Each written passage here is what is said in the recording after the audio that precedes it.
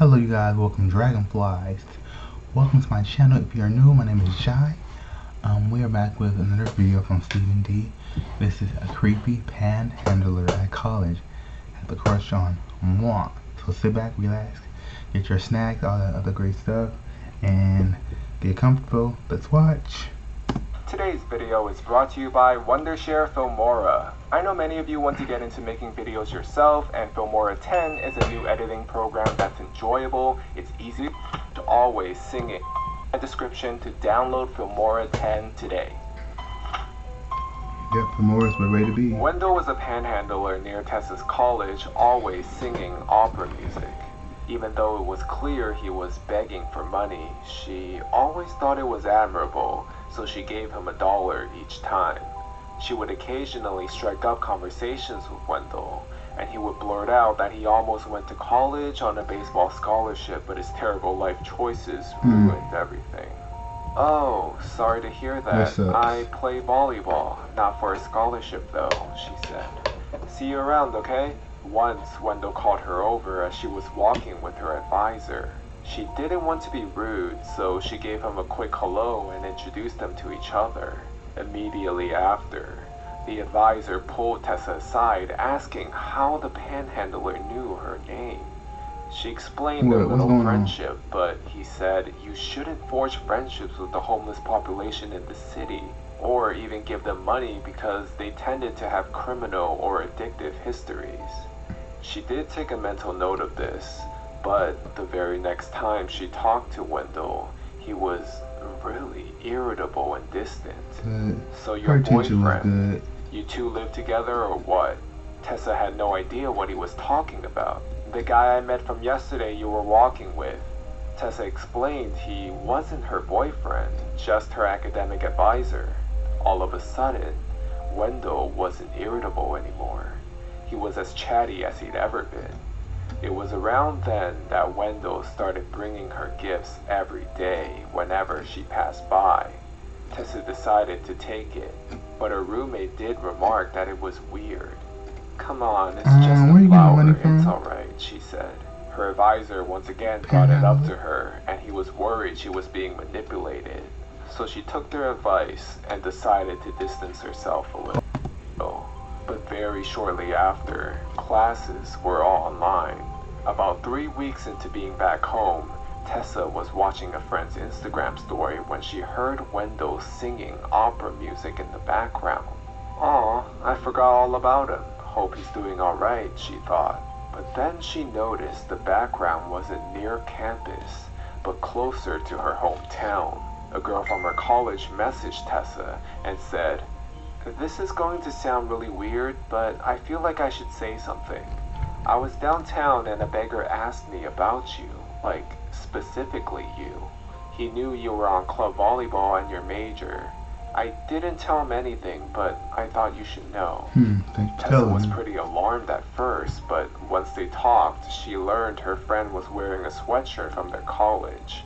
So he probably asked around as they both lived in the same town, trying to find out how she was doing. Tessa thanked her, but told her not to worry about it. Besides, she wasn't in town much longer anyways. She had decided to go live near campus again. But that's until Tessa saw Wendell back on the same corner just a week after returning to campus. Okay, even she knew at that time that something was wrong. Tessa stopped giving him money, stopped talking to him, and barely left her apartment. She felt bad about potentially hurting his feelings, but figured he'd get the message. After finals, Tessa decided to visit her brother in a different state. His roommate had moved home, leaving an extra bed, so she drove up to his place to get away from it all. About the 9th day in, she was woken up way earlier than usual to the sound of her brother talking at the door. So she got up to see what was going on. Her brother was talking nicely to someone outside, but when he turned around, he looked really upset at Tessa. He turned back and said, "Hold on here."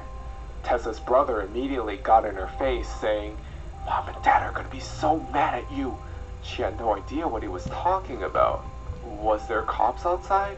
You're dating a 40-year-old guy? Oh. And you invited him to my house while we're supposed to be staying indoors? You two can go to a hotel or something because he isn't coming in here.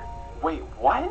I don't know why you're getting so mad at me, Tessa responded. I don't have a boyfriend. I don't know what you're talking about. Someone's got the wrong house.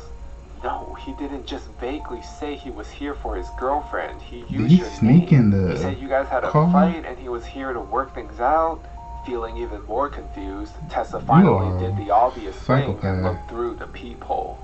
She almost didn't recognize him at first because he had showered, shaved, and changed into clean clothes, but it was the Panhandler. Tessa was so scared she couldn't speak. He followed me here. Her brother still didn't get it. He thought she was actually dating this guy.